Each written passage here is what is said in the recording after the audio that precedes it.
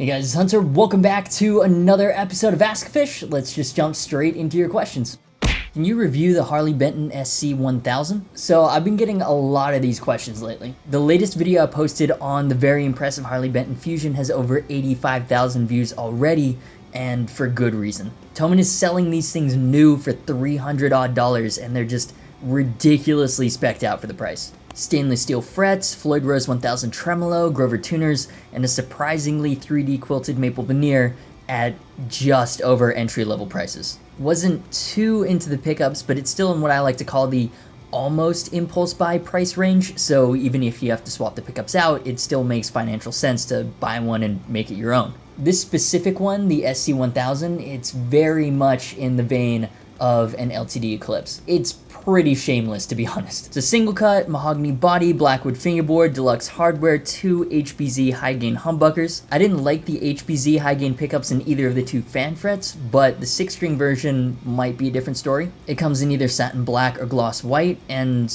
you know, for over 200 bucks, it looks like a fun mod project. I've said it for a while. In my opinion, Harley Benton is setting the new gold standard for low price guitars / mod platforms, and they're putting pressure on the entire industry to up everyone's game. So that's why when Thomann offered me a position in product design at Harley Benton, I had to say yes. They want Harley Benton to stand on its own as more than just Thomann's house brand. So that is such a cool opportunity for me. I don't know if I've said it on video before, I say it a lot in real life, but one of my goals has always been to design guitars used by musicians around the world and inspire them to create their own art. And not only that, but like, designing guitars is just super fun for me. But obviously then that leaves the question on what to do about Harley Benton reviews. The agreement I made with Thomann is that my designer role is pretty limited, like it's not even close to a full-time position, and completely separate from my role as a YouTube reviewer. And of course I didn't have any part in designing any of the older models. So even for my own curiosity, I would love to review stuff like the SC Custom with the Floyd,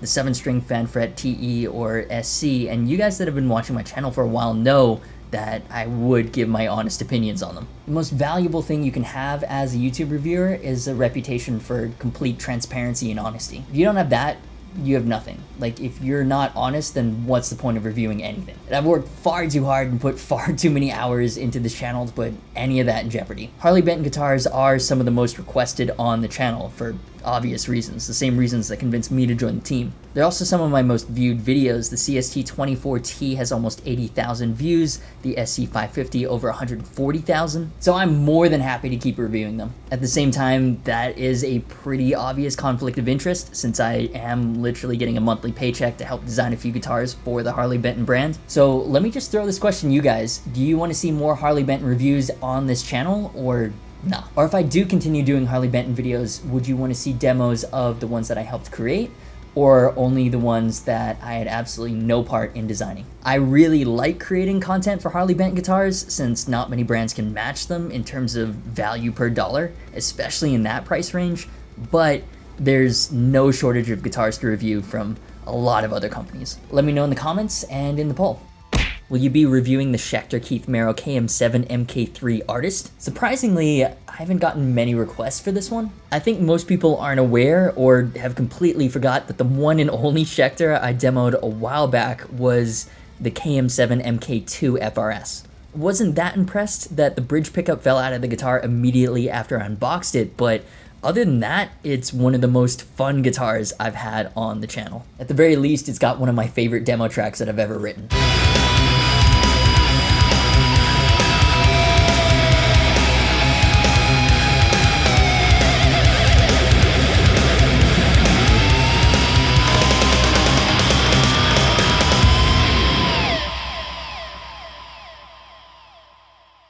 Some people write the Sustainiac off as a single trick gimmick, but if you're into fun, it doesn't get much better than the Sustainiac with the Floyd. But anyways, it's kind of crazy how many cool guitars are coming out that something like the MK-III can get almost completely overlooked. So the KM7 MK-III Artist was actually released last year, and it's a pretty cool guitar, if a bit out of the sub 1300-ish price range that I normally look to for the channel.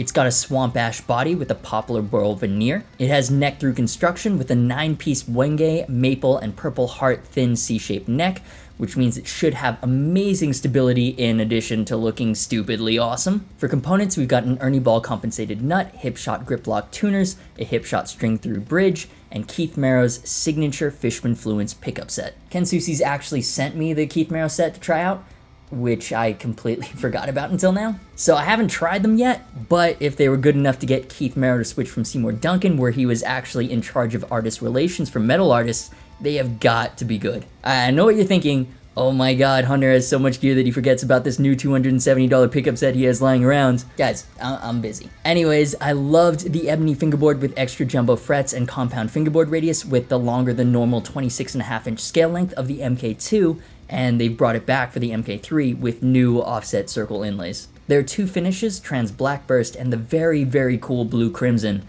which wouldn't look out of place with Ibanez's Axion label line. Now apparently the KM7 artist did well because we've got a lot of additional Keith Merrow themed guitars available for purchase this year. There's a 6-string version of the MK3 artist with all the same specs, same finishes, just minus 1 string. And there's also standard versions of the 7-string MK3 with lower end specs, but also a much lower end sub $1,000 price tag. For $899, we've still got a swamp ash body with a burl maple veneer. Unlike the higher priced version, the neck has a roasted 5-piece maple bolt-on. To get the price lower, all the hardware is Schecter branded and the pickups are Schecter Diamond KM humbuckers, presumably custom voiced by Keith himself. These guys come in Trans Black Burst, Stealth Gray, and Toxic Smoke Green. And usually you lefties get absolutely screwed for choice, but Schecter is one of the few companies that actually has a decent number of left-handed options. Starting this year, both the 6 and 7-string artists are available in left-handed form. Unfortunately, not with the standard though. But maybe we'll see a rollout with 6-string standards if they follow the same pattern as with the artists. So I'm actually more curious about the standards than I am about the artists. We can all say with a pretty high degree of confidence that at over $1,500 and made out of world in South Korea, the artist is probably a ridiculously sick guitar. What about the standard though? It falls into that very crowded sub $1,000 range, and I'd love to hear what those Schecter pickups sound like. But what do you think? Artist, standard, both, neither? Poll in the top right. What does your family think about owning, if only temporarily, so many guitars and running a YouTube channel that reviews them?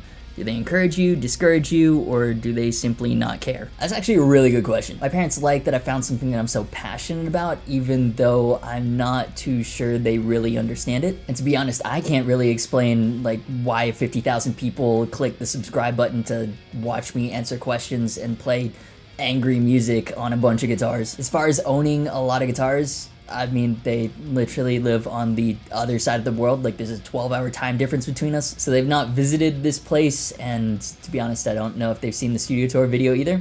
And they haven't said anything. But I remember when I was younger, my mom didn't really understand when I got even my second guitar for a different tuning. I mean, here's the thing. Non-guitarists, not even non-gear freaks, don't really understand the need to own more than one guitar. I think a lot of people look at guitars as just tools to create music, which they are. But gear freaks, we also see that each one has its own personality. Each combination of woods, colors, and electronics, it's like its own work of art. Or it might just be me. I could do with just one, probably the Gibson, but I like collecting them. At this point though, even I think it's stupid how many guitars I own. I do recognize I'm lucky to be in a position to say that. If nothing else, it's just impractical for how mobile I need to be. Like, moving sucks. When it comes to the YouTube channel, I feel like while they may not fully understand it, a lot of the older generation doesn't fully understand new media, and even I'm struggling with some of the new memes. They're about as supportive as you could possibly hope for. They do wish that they brought in a lot more money for the amount of time that I invest into it though, but I mean, it'll get there, maybe. Like that long-ass studio tour video with 3 ad breaks and 30,000 views that went up last week has brought in like $50. And it took about a day to edit together, so not great ROI to be honest. But you know, in this very narrow and crowded niche, you gotta put in the work, you gotta grind, you gotta hustle. And I've never wanted to succeed at anything more in my life, so I at least have to try. I very briefly dated a girl a few years ago, and when I wasn't feeling it, she told me, you know what your problem is? You'll never love a girl as much as you love guitar. And she might have had a point. Another serious question. Are you wearing any pants? Not gonna lie, sometimes no. Or like today, if I'm feeling fancy, pajama bottoms. Now today's shout out goes out to Heath Williamson and the rest of the awesome patrons for making this content possible. If you want to get involved as well and get exclusive extras, link is down below. And with that, let's get into the last question. Any chance of getting Henning's Harley Benton HP42 signature model on the channel? Yes, so finally Henning Pauly from the HP42 YouTube channel is releasing his signature Harley Benton, which I believe is the first from HP. I played one of the prototypes at TGU in Germany last year, and it was pretty impressive. It's been in development for like 3 years, and it's almost like the pre-Fusion Fusion with a fixed bridge. Same body shape, great looking flame maple top. I don't believe this one has stainless steel frets, at least the prototype that I tried.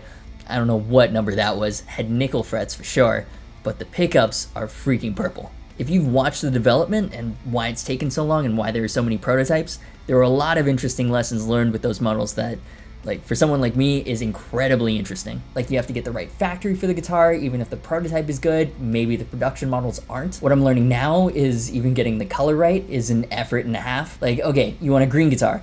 How green? How light, how dark? Like, you're staining wood, so it's not digital. You can't use like a hex code to create a custom color. If you look at the different Henning prototypes, it's actually pretty funny. Each one is like a different shade of green with pickups in various shades of purple. And then it turns out that you can't use Purple Heart as the sole wood for necks and fingerboards because it's too soft and moves too much. Now I believe it's got a mahogany body, a roasted maple neck and fingerboard, locking tuners, Graphtec tusk nut, a humbucker P90 combo with silver pickup ring, and a spoke wheel truss rod adjustment system. There's a print of his dead dog's paw or something on the back of the headstock. It comes with a hard case and a couple of his albums, and the entire package will cost you €442. And then the initial run is just 42 guitars. And there's some sort of lottery system or something to buy them. Like, I'm pretty sure these are already gone because the production was so limited, so no chance for a demo, but there's going to be a standard series with more subtle colors coming out later this year. Now, I know Henning personally, so getting a standard series one shouldn't be too much of a problem. However, it goes back to the Harley Benton Association conundrum. Of course, it's Henning's signature model that they started years ago, so I didn't design any of it, but let me know if you want to see a video on one, or not. Pull in the top right. And that'll do it for this week's episode of AskGuffish. If you enjoyed the video, do me a favor and hit the like button, leave your thoughts and questions down below, and make sure to subscribe if you haven't already. You can also hit the bell for notifications, which work when they want to. Merch and Patreon links to support the channel are down below. As always, thanks so much for watching. You've been awesome, and I'll see you for the next video.